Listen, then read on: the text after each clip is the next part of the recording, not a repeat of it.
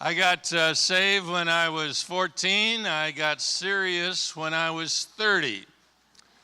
And I said, "Oh, Lord, you open the door, I'll walk through it." We were going to a big church in Orange County, and a kid came up to me and said, "Would you play on our church basketball team?"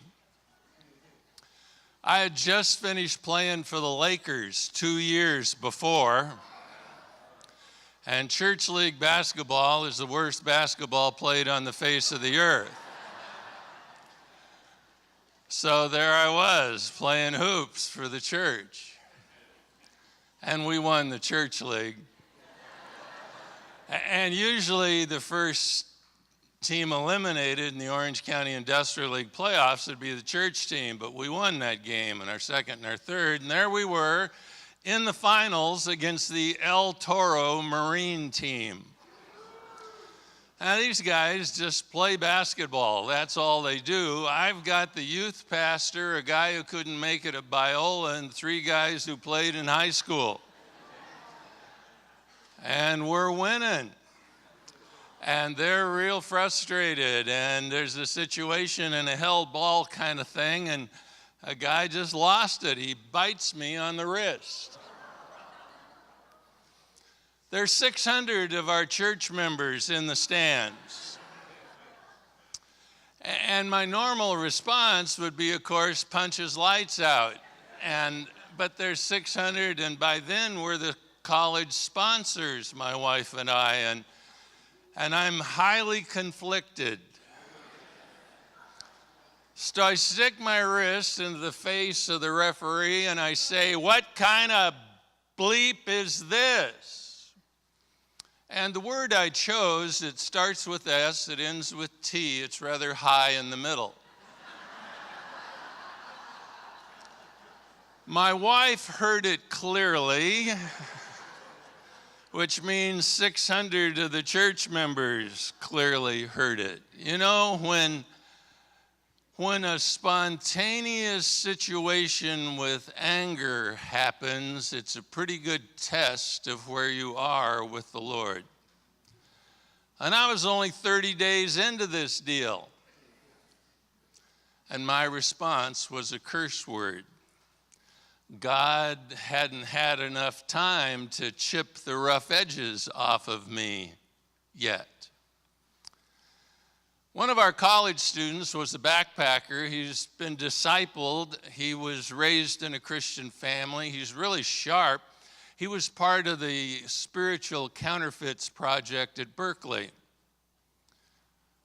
I'm 10 years older, but he's 10 years older in the Lord.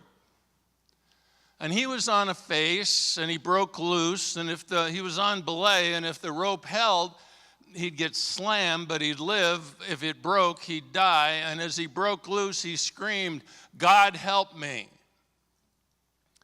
There's not much difference between anger and fear. That's a spontaneous response. That's going to happen. And he called out to God, and I cursed. What was the difference? He'd been discipled. God had knocked the rough edges off of him. When you love the Lord and you've got some time to think about it, you're going to do what God would have you to do. But when it happens in an instant and you don't have time to think about it, what comes out? It's a pretty good clue as to where you are with the Lord. I talked about this sort of stuff at a summer camp up at Bass Lake, and after the meeting was over, we had a counselor hunt. And one of the female counselors was climbing a tree in the dark of night, and I heard the branch snap.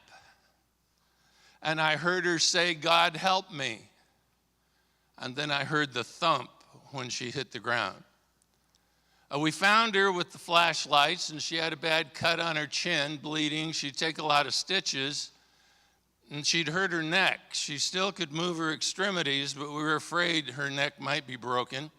It wasn't, but we didn't know it at the time. So we immobilized her, waiting for the ambulance to come. And I said to her, "You passed the test." And she got, in the midst of her circumstances, she got the biggest smile on her face. And she said, I did, didn't I? I said, God help me. And I said, you did. It's a real good test as to where you are with the Lord. Anger, fear.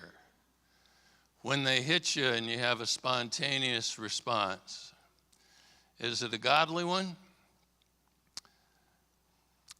Well, give God a little more time to knock off the rough edges.